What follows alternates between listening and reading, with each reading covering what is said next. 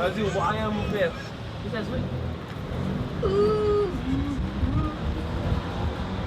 Ah, ça veut dire nous on peut travailler en tant qu'aide-menuisière après de notre côté ou pas? Menuisière professionnelle, pas encore, mais comme aide-menuisière, oui, tu peux. Ouais, c'est ça je dis. Ouais.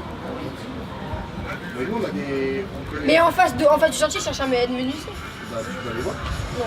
Vas-y avec l'attestation de compétences et des photos. T'as pris des photos de ce que vous avez fait? Ouais.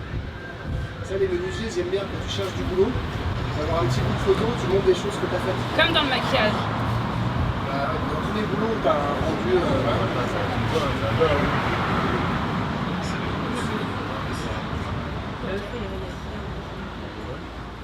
Je m'appelle Marine Rodriguez, j'habite dans le 20e arrondissement.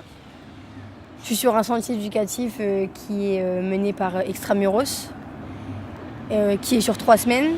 J'ai déjà travaillé auparavant, mais ouais, là c'était mon premier chantier menuiserie.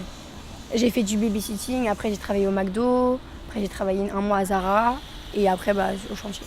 Pendant un an et demi, je faisais rien, donc je trouvais des petits boulots comme ça.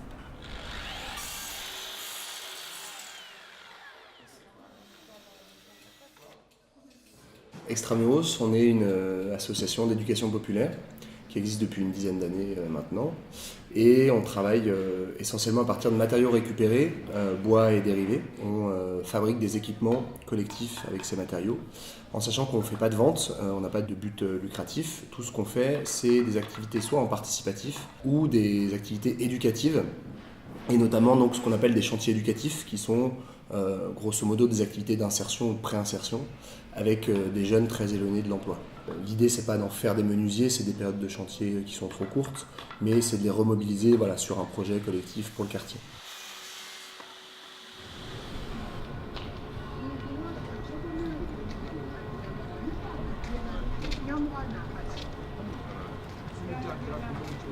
Je m'appelle Alou Diarra, j'ai 20 ans. Je suis bachelier, j'ai été bachelier cette année. Où est-ce que j'habite juste là, dans le 20e. Juste à côté du chantier là. De base, en fait, moi, j'étais pas prévu pour ce chantier-là. J'étais prévu pour un chantier qui est en septembre. Et c'était un ami à moi qui était prévu sur ce chantier-là et il a laissé sa place. Je savais même pas que j'allais faire de la menuiserie en fait, en vrai. Moi, je pensais que c'était la peinture. C'était plutôt, on va dire, moi, je m'en foutais un peu. C'était plutôt pour pas rien faire. Et du côté du niveau de mes parents, comme ça ils voient pas que, ils voient que j'essaye, que je cherche un taf et ils me laissent un peu cette année un peu libre pour le foot. Parce que je vais leur dire que je vais rien faire cette année, je vais pas aller à l'école. C'est une année, je sais pas, c'est pas une année sabbatique, mais c'est une année comme ça, une année sans.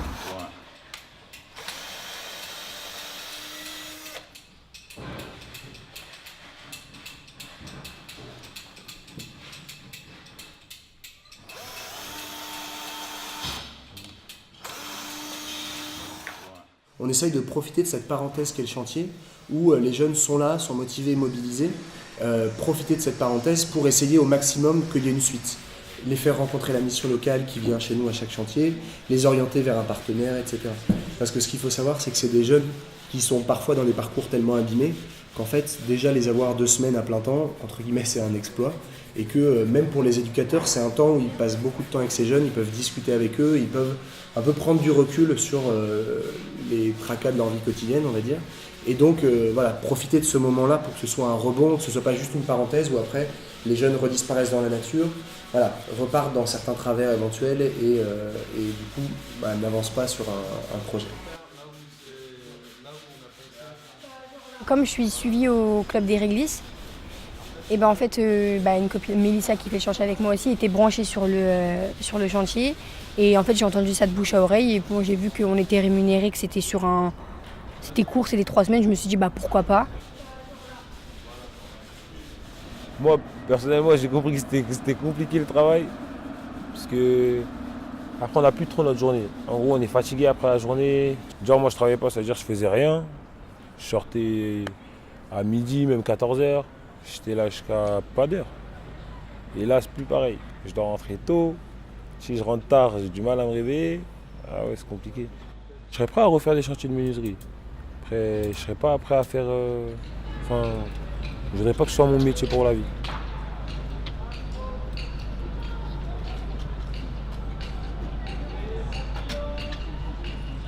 Donc les jeunes avec qui on est en chantier, ils ont entre 16 et 25 ans. C'est des jeunes qui sont en rupture scolaire et professionnelle. Donc ils n'ont pas de diplôme, ou alors ils ont arrêté l'école, ou voilà. Et ils n'ont pas d'expérience professionnelle ou très marginale, très brève. Ils sont généralement en dehors de la plupart des radars, c'est-à-dire pas inscrits à Pôle emploi ou à la mission locale, qui est l'équivalent du Pôle emploi pour les jeunes. Voilà. Et ils cumulent parfois des freins, on va dire, sociaux divers.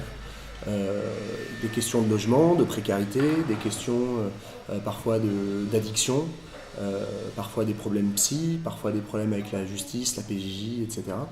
Il y a un principe d'anonymat sur nos chantiers, ça c'est très important. Donc c'est les éducateurs qui choisissent les jeunes, qui eux les connaissent, savent pourquoi ils les positionnent sur nos chantiers.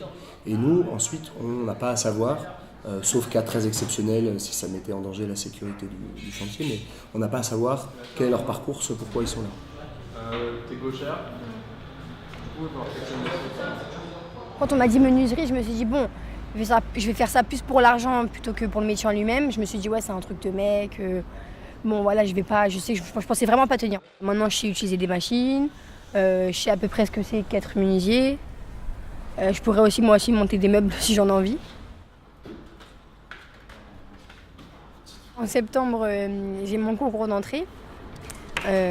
Si je l'ai réussi, je commence ma formation en janvier 2018, qui est sur 10 mois, et à la fin de ces 10 mois, je passe mon mon diplôme d'État en tant qu'aide-soignante.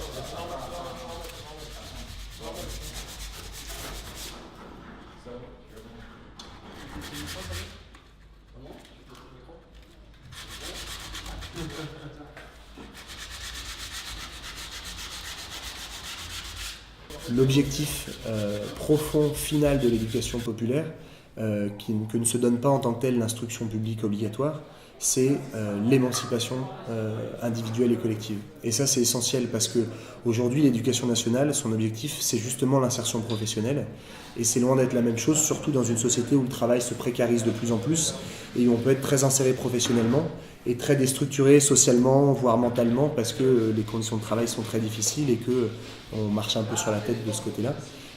Alors qu'une éducation qui vise l'émancipation des individus et des collectivités, c'est un objectif certes beaucoup plus utopique, beaucoup plus ambitieux, mais je pense beaucoup plus riche et intéressant.